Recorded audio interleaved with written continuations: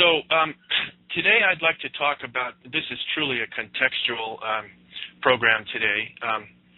I'd like to talk about the complexity of the planning that went into 9/11 and the complexity of the players involved. 9/11 was probably the biggest black operation of all time. Its impact has truly been global. The global war on terror was launched, and it's been continually maintained and sustained by propaganda since it was first launched. The global war on terror is this program of global forum, a global arena for wars of aggression spearheaded by the United States. And these wars are both overt, visible, but also there's covert wars of aggression taking place. And then the other side of the change that's happened globally after 9/11 is that the domestic political situations have been altered in virtually every country in the world as civil liberties have been taken away, the elimination of democratic rights in every country. So the impact of 9/11 has truly been global.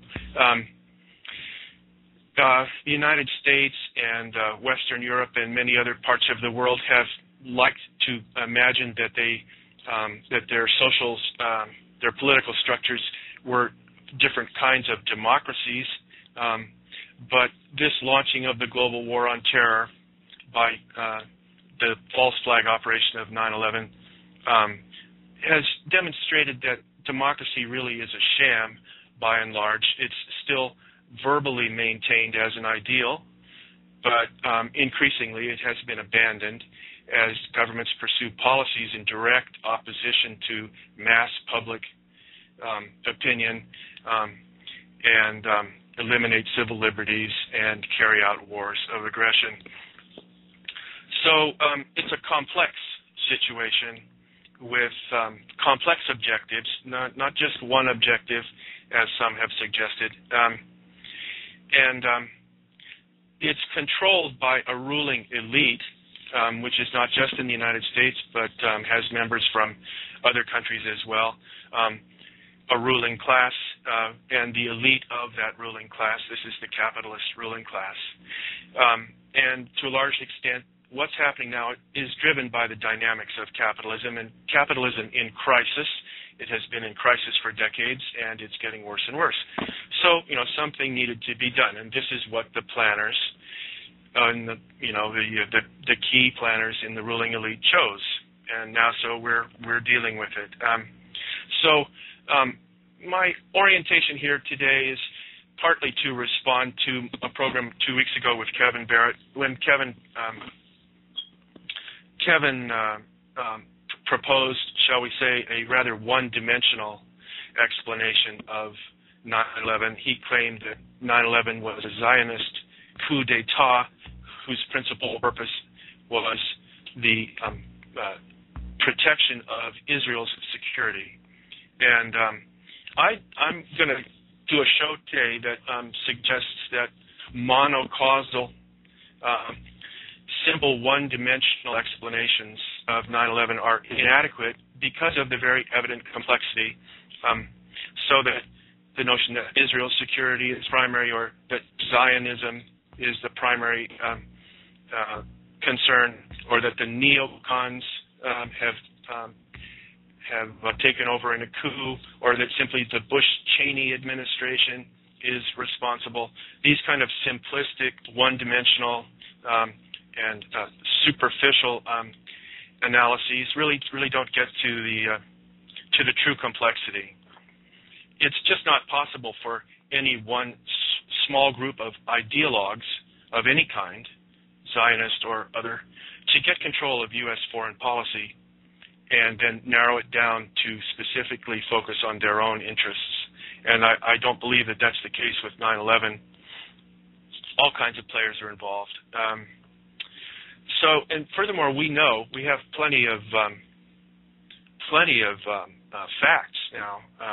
we know that 9/11 was planned over many years, and that planning was required, and it was quite complex.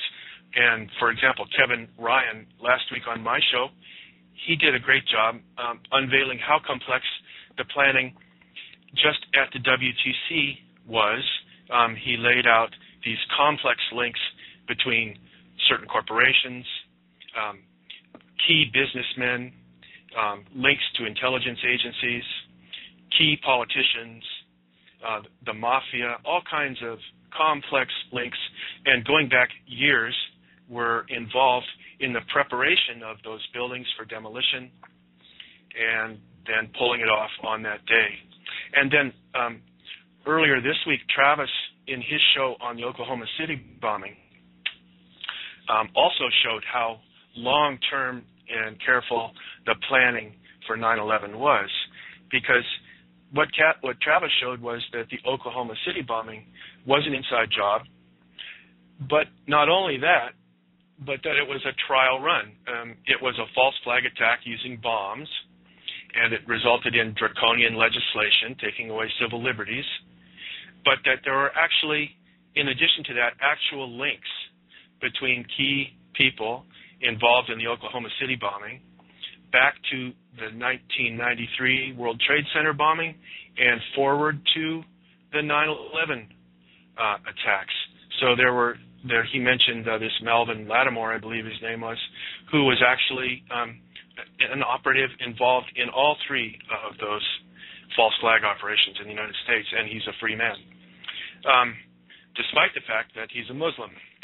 So now we know also, so there's one kind of very clear sign of planning when you have individuals taking part in a whole suite of operations. You can see that they're linked, and they're building toward 9/11. So then, furthermore, we know that Zbigniew Brzezinski laid out a grand strategy for the United States to assert its domination in the 21st century in his book, published in 1997, The Grand Chessboard. And I'll talk a little bit more about that later today. We also have talked before about the fact that Philip Zelikow, the executive director of the 9/11 Commission in 2004 and later, as well as co-authors, one a former CIA director and one a think tank fellow, these are Deutsch and Carter, they wrote an article called Catastrophic Terrorism, which was published in Foreign Affairs, the journal of the Council on Foreign Relations, in 1998, in which they laid out precisely what was going to happen at the World Trade Center. This is the readership of Foreign Affairs is a key elite readership, and they needed to be informed as to the direction that things were going, and that was the vehicle that was chosen. Then we know that the Project for a New American Century, PNAC, in 2000 published a call for essentially the United States to assert its military power worldwide, very much along the lines that Brzezinski had laid out in his book. And all three of these entities, Brzezinski, Zelikow, Carter, and Deutsch, and the Project for a New American Century, they all use the language of a new Pearl Harbor being required to move the United States forward forcibly into world domination.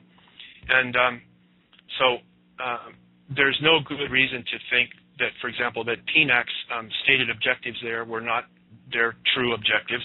The fact asserted by Kevin Barrett that they were 90% Jewish is really, I think, irrelevant in this regard. So let's see, are there other evidences of planning? Well, we know that the war in Afghanistan was planned long before 9/11. Not only were the Taliban threatened with bombing, but you don't have to rely on these kind of testimonies by individuals. The United States participated in a series of war games with Egypt just prior to 9/11. In the months before that summer, the U.S. was involved in war games with Egypt, which required the movement of aircraft carrier fleets to the Arabian Sea, and so they were positioning their forces. There's no way that they could have launched a war as quickly as they did on Afghanistan had it been a genuine response to a surprise attack on 9/11. They had their forces pre-positioned along with their threats already out there. They knew that they were going to be bombing before the first snows in October, and that's what happened. So that's a very strong line of evidence that it was planned ahead of time. We also know that the war on Iraq was a very high priority, planned enterprise. Apparently, it was the top concern of the new Bush administration when they got in. They were talking about this in meetings. This has come out. So both the wars were planned ahead of time. There's more evidence of the complexity and the planning behind it. We know that Pakistan was involved.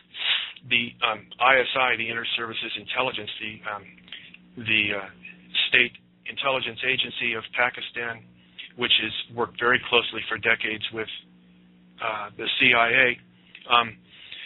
The head of the ISI, General Mahmoud Ahmad, not only did he send $100,000 in the weeks before 9/11 to Mohammed Atta, the lead patsy, shall we call him, alleged hijacker, but he visited Washington, D.C. the week before 9/11, and while he was here, he visited key people in the State Department, the Pentagon, and in Congress.